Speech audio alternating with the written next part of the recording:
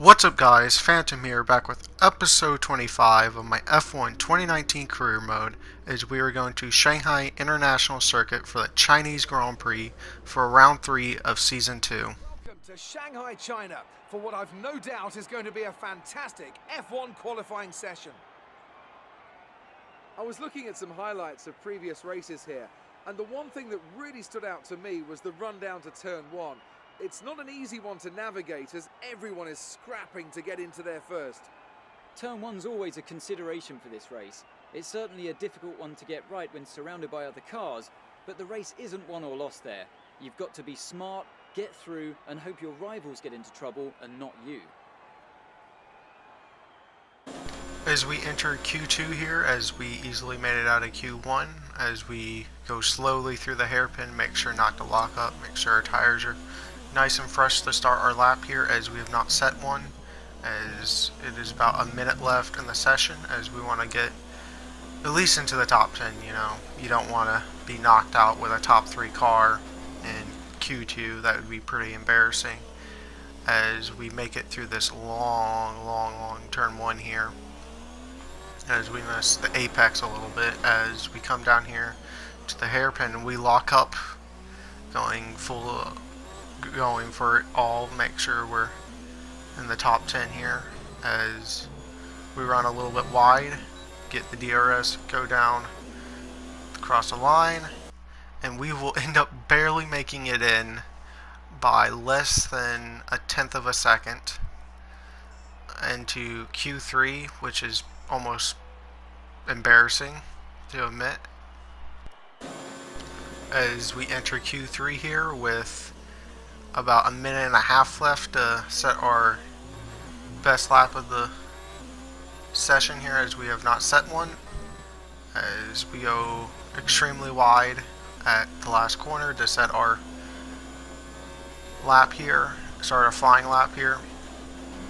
As we enter turn 1, we take it a little bit more smoothly than we did in Q2 here, as we come to the end of the lap here and we do not lock up this time on the right front, as it's a much smoother exit as well, as we cut the corner a little bit here, as we ride the curb all the way to the start finish line. We will be P9 actually, as we did not improve that much from our Q2 performance, as our teammate Butler will start on pole position for the Chinese Grand Prix. It's time to find out which driver is up to the task of claiming the Chinese Grand Prix. We're here in Shanghai. Shanghai International Circuit then, a 16-corner high-speed thrill ride. The long and ever-tightening right-hander at turns 1 and 2 tests a driver's patience, and the flat, open to the elements location, tests their skill in a crosswind. 2 DRS zones will assist passing, and overtaking is available into turn 1, and of course down the kilometre-long back straight into the hairpin at turn 14. Joining me once again to take you through this race is the effervescent Anthony Davidson, and I'm very much looking forward to it getting underway. You raced here, of course, didn't you, back in your Super Aguri days in that infamous Chinese Grand Prix of 2007? Yeah, that's right. I didn't last that long though, unfortunately. Qualifying had gone pretty well, but my brakes failed quite early in the race, around lap 10 or 11, something like that. And of course, back in 2004, I was the very first Formula 1 driver to complete a lap of this circuit. Just thought I'd mention that for you, Crofty. You like a good stat. It's a fairly tough circuit on the brakes here, though. There's that long back straight down into turn 14, and then you got turns 6 and 11. They're quite heavy as well.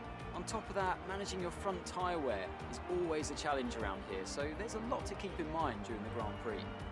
Before we begin, let's take a quick look at the grid lineup for today's race. Devon Butler will lead us away from pole position, and Lewis Hamilton completes the front row. Considering the rest of the grid, we have Vettel, Sainz, Charles Leclerc and Faber, Bottas, Perez, a Haas and Lando Norris, Verstappen, Raikkonen, Antonio Giovinazzi and Ricciardo, Stroll, Hülkenberg, George Russell and Alexander Albon, Fiat and Robert Kubica takes the last spot on the grid.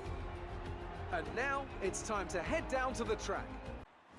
As we sit here on the grid in P9 after our qualifying yesterday, as the fly lights are on and they're out, and we get a pretty average start, to be quite honest. Not very good there, as we hit Bottas there, as there's 3 wide ahead of us, as we get a warning as we go around the outside of Bottas, and we're going to go a little bit too deep. We aren't able to hold our line, as so we make contact with Bottas, but Bottas is in P9 with the best car on the grid, so that's not very good.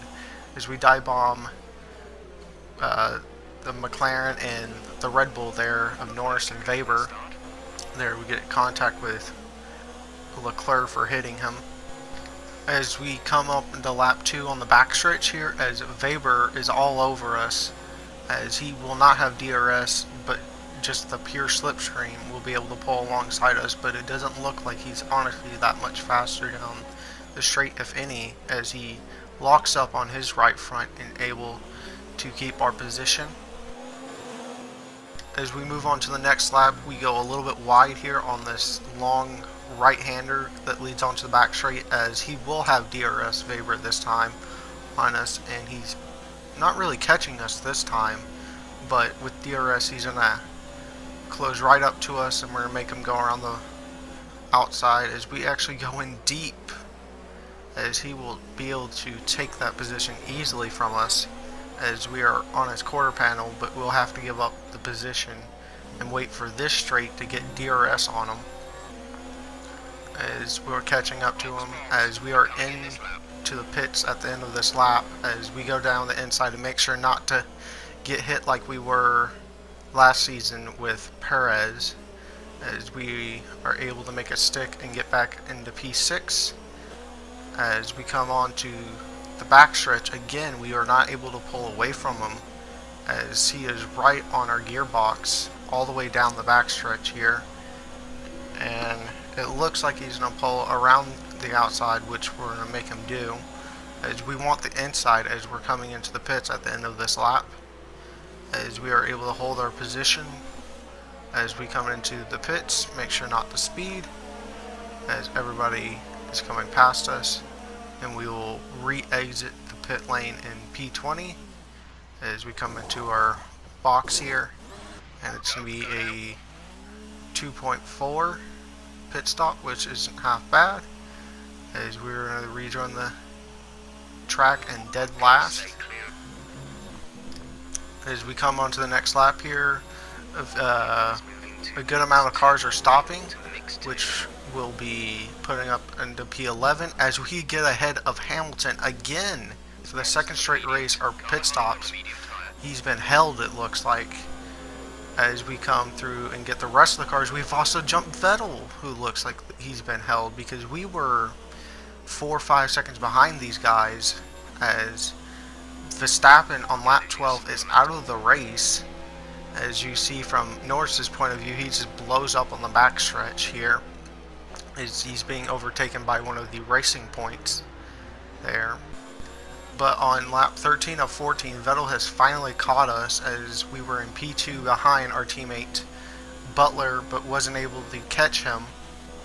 We stayed about 4 seconds behind him, but Vettel with 2 lap fresher tires will be all over us, as we have to make sure we do not do this and almost lose our position here, it looks like, as we're going to go side by side, as we'll have the inside for this corner, as it looks like he kind of touched us there a little bit.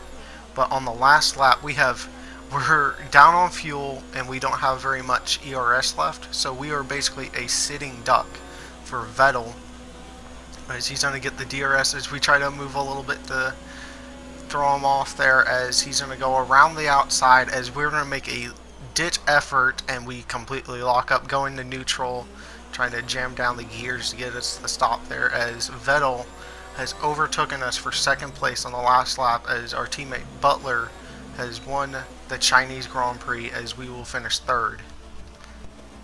Brilliant job, mate. That's a fantastic podium.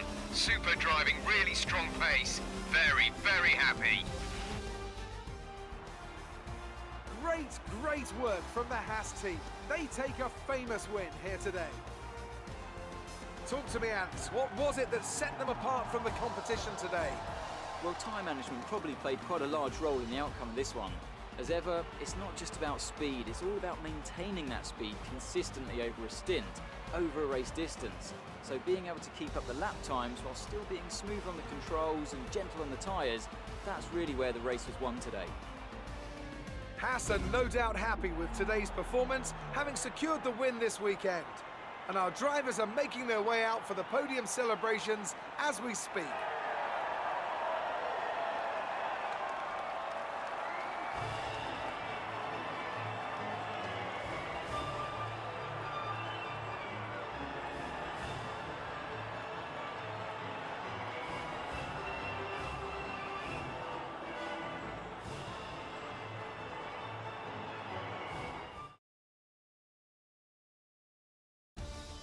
So let's review the updated driver standings.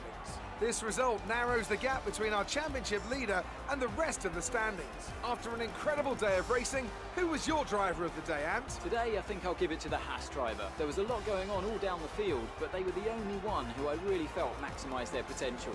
It's time to check out the constructors' standings. Haas make it to the top of the table. Meanwhile, Ferrari have improved their position. A strong weekend from them as they fight their way towards the top. Well, that was certainly an incredible weekend of racing. Be sure to join myself and Ant for more exciting Formula One action soon.